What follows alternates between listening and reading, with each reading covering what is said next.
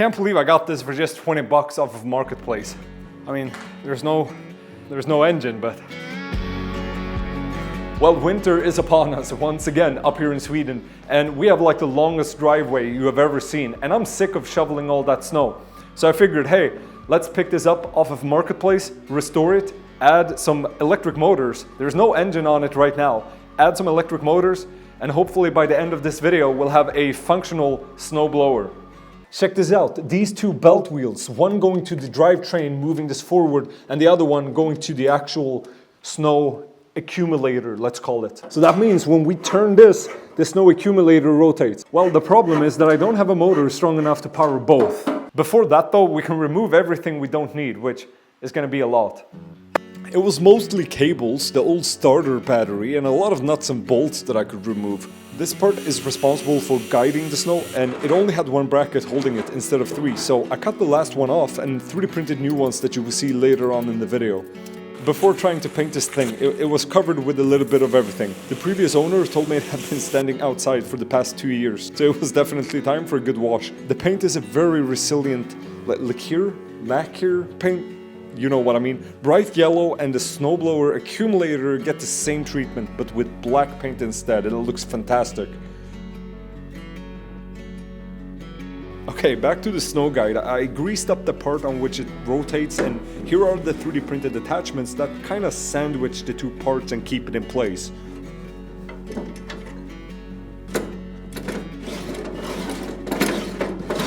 There is a worm gear that locks onto the black guide, and even though it was a bit rough in the beginning, eventually it was pretty smooth. Good enough.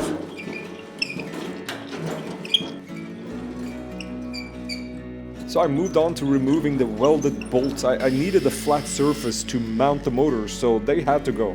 Okay, we're converting this to a 48 volt system. I had just the perfect battery for it. It's about 2 kilowatt hours of battery, 12S, 48 volts.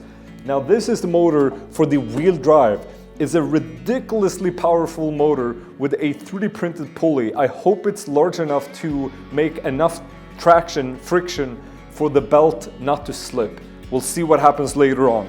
I've also 3D printed a super heavy duty mount for the snowblower motor and the same 3D printed pulley for the belt.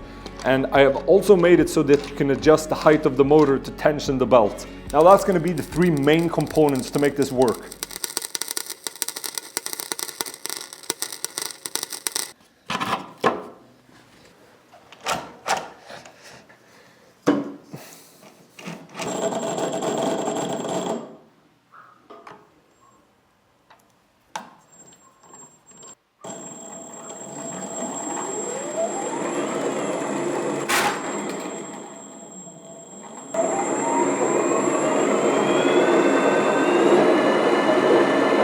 Well, that was just 16 volts, and like I said, we're gonna use 48, so I think that's gonna do. The second motor for the wheel drive I locked down with screws going into the sheet metal, and I was able to tighten the belt by adding just enough plywood, so when forcing the motor down with screws, the front end of the motor lifts up and tightens the belt. Primitive, but it actually works. Holy shit! My God, it's... No way, I can't even... Oh shit, I gotta stop it. It's like a freaking tank. That was just 16 volts. It's gonna be a lot faster at 48 volts, but holy shit, that wasn't fast. Might have to make that gear on the motor a little larger just to get those RPMs a little higher. Holy shit, that was way slower than I thought. Okay, check this out. Absolutely beautiful if you ask me. I made a 3D printed casing with a servo tester inside and a big bearing that allows me to adjust the RPM of the motor. So we're gonna make 2 of these on each end of the handlebar, and that's gonna allow us to adjust the RPMs of the motors. Now check this out as well.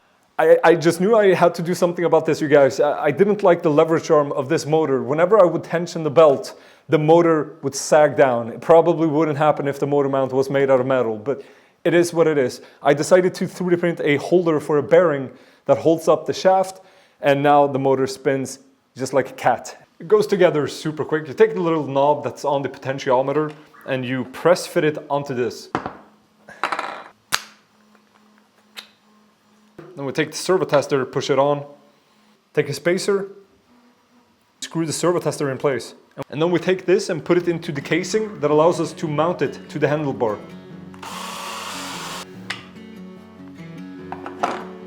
I can hold on to it and still adjust both motors. This plywood frame is mainly to mount the electronics and battery, but of course it will also protect the motors or, shield someone when there is a sudden disassembly. I could then route the motor cables through the blast shield, which I bolted straight into the frame, making it super strong, enough to even have me stand on top of it.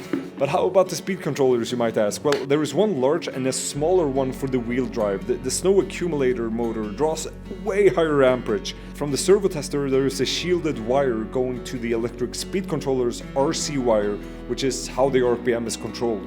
Then the battery just sits on top with Velcro, and the 3D printed hatch is snug fitted onto the plywood.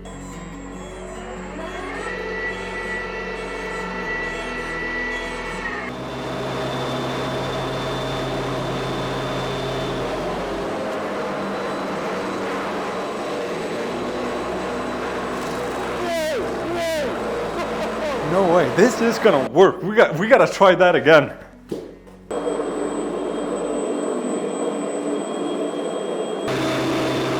To get the hatch to fit, just perfectly, a really good tip is to sketch it up just slightly smaller than it has to be, then heat it up and have it mold against the plywood. It will cool down and shrink and make a perfect snug fit.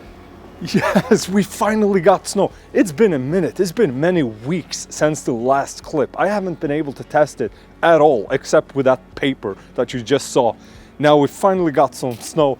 I did have to, kind of sad knowing we're in Sweden, but I had to shovel some of the snow and make kind of a pile to test it. But that's going to be the very first test to see if the belts slip, if the speed controllers burn up. Here we go. Okay, spooling up. Here we go. First test of the electric snowblower.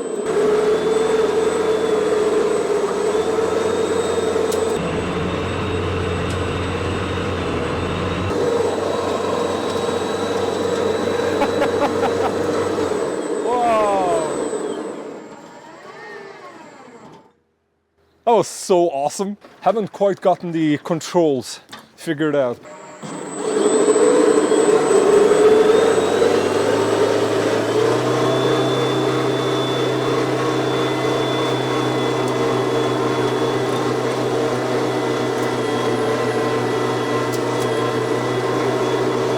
Well, the snow is gone, so it successfully did the job. I think all we can do now is wait for even more snow. Okay, a short break in the video to let you know about PCBWay. Mainly I've used their CNC and 3D printing service, as you probably have seen in a lot of my videos. Stainless steel adapters, motor mounts, even propellers. All you have to do is upload your file and it will provide you with materials to choose from. PCBWay also offers PCB manufacturing, it's in their name. And with their instant quote feature, you will get the pricing up front, which is really appreciated. PCBWay made stainless steel motor mounts for this drone, so check them out in the description below to see what parts they can make for you. Okay, we got more snow over the night. I don't want to run the risk of this melting away, so I'm going to do the test now. This is normally where I would shovel this driveway. It's 10 centimeters of snow. Not that much, but I think it's a realistic test.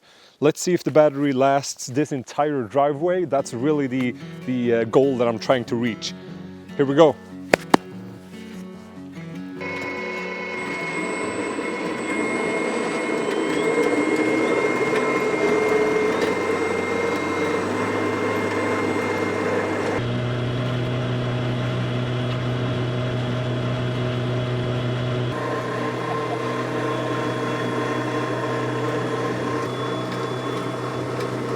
So, a couple of things. Speed wasn't really an issue, but it could definitely have been a little faster.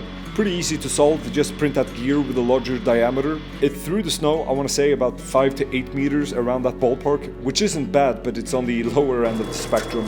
The battery, check this out you guys, at 4.02. Most of the cells after doing the entire driveway, that's about 10 to 15 minutes of work. That means we could have done about 3 times as much before the battery would run out. Not bad.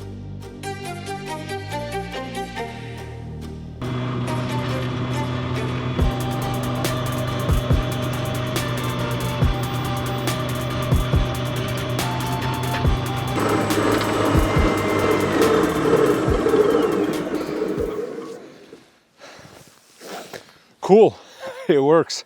I have a feeling this might be one of the first projects ever I'll actually keep. Thumbs up. Okay, you guys, we got the final boss in front of us. If it goes through this, I think we can go ahead and call this a banging success. Here we go.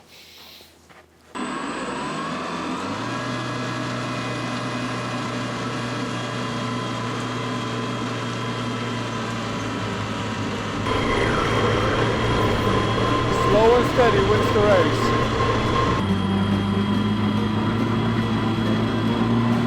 Okay, that's 60 centimeters of snow. I think we may have peaked at about 80 centimeters. It usually doesn't snow this much at once, so I think we'll be fine. I could hear the belts slip, so we might have to increase the diameter of that gear. It struggled, but it worked. Okay, that was a great project. Thanks for watching. I hope you enjoyed it. If you did, leave a like. It makes my day. Now I'll take care of the rest of this.